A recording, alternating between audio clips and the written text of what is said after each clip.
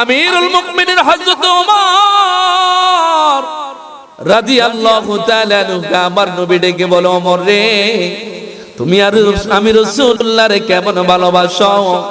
হযরত ওমর বলে, ইয়া রাসূলুল্লাহি, নবী গো, এই পৃথিবীর সব কিছুর চাইতে আমি আপনারে বেশি ভালোবাসি, কিন্তু আমার জানের চাইতে আমি আপনারে বেশি ভালোবাসি না।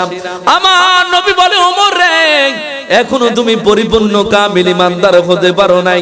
হযরত ওমর কিছুক্ষণ পরে বলে, ইয়া রাসূলুল্লাহি, নবী গো, আমি আপনারে ওয়াদা দিলাম, আমি আপনার সার্টিফিকেট দিলাম, এই পৃথিবীর সব কিছুর চাইতে আমি আপনারে বেশি ভালোবাসি, এমনকি আমার জানের চাইতেও আমি আপনারে বেশি ভালোবাসি। আমার নবী বলে, ওমর রে, এখন তুমি পরিপূর্ণ কামিল ইমানদার হয়ে গেছো, জোরে বলুন।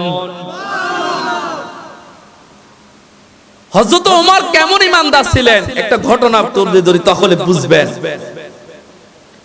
এক মুসলমান, নামদারি মুসলমান, আমরা তো দাড়ি দেখলে আর টুপি দেখলে জুব্বা দেখলে পাগল হয়ে যায়, এটারে বুজুর্গদিন ওলি আল্লাহ।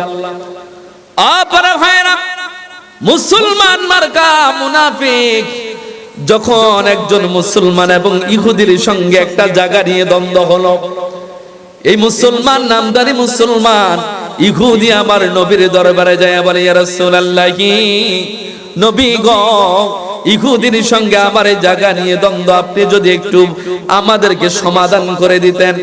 আমার নবী হযরতে ওমর খায়রা ওই সাহাবীটাকে এক কথা হলো, নামদারি মুসলমান এবং ইহুদির কথা শোনার পরে আমার নবী ইহুদির পক্ষে রায় দিলেন।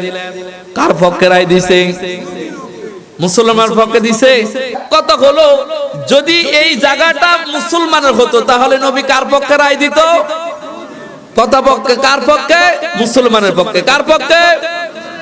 এই জায়গাটা কিন্তু আমার নবী শোনার পরে বুঝতেছে এটা ইহুদির জায়গা। কার জায়গা? এই জায়গাটা যখন আমার নবী দেখলেন এটা মুসলমানের জায়গা না, এটা ইহুদির জায়গা, আমার নবী ইহুদির পক্ষে রায় দিলেন। ওই নামদারি মুনাফিক মুসলমানটা নবীর দরবার থেকে চলে যাইলেন, যায়া বলতেছে ইহুদিরে, বলে, ইহুদি শোনো, আল্লাহর হাবিব, আল্লাহর নবী যেই বিচার করে দিয়েছে এই বিচার আমি মানি না। বলেন, এই বিচার আমি? এখন সে ইমানদার, কথা বলতে হবে, ইমানদার। ইমান কারা বলে একটু ভালো করে খেয়াল করেন। অসিলেটর ভাইরা, এই মুনাফিকটা যখন ইহুদিরই বলে, ইহুদি,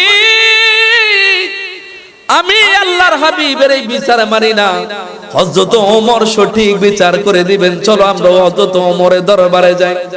হযরত ওমরকে যায়া বলতেছে, ওই নামদারি মুনাফিক মুসলমান বলতেছে, ওমর রে, আমার সঙ্গে ইহুদির সঙ্গে এই জায়গা নিয়ে দ্বন্দ্ব, তুমি যদি একটু আমাদের দ্বন্দ্বটা মিটিয়ে দিতাম।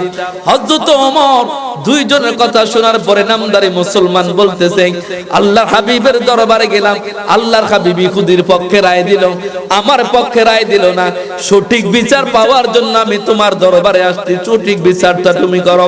হযরত ওমর বলতেছে, মুসলমান এখানে দাঁড়াও, আমি একটু ঘর থেকে আসি।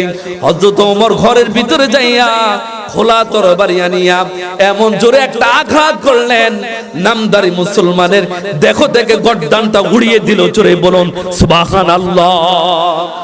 বুখারী শরীফের হাদিস, কিতাবুল ইবতিদাদের হাদিস, মান বাদদালা দীনাহু ফাকতুলু, যেই ব্যক্তি দিন থেকে সরে যাবে, হযরত ওমর দেখলেন এই নামদারি মুসলমান দিন থেকে সরে গেছে, এই জন্য তার দেখো থেকে গর্দানটা হযরত ওমর উড়িয়ে দিয়েছে, উড়িয়ে দিয়েছে, উড়িয়ে দিয়েছে। জোরে বলুন আল্লাহু আকবার।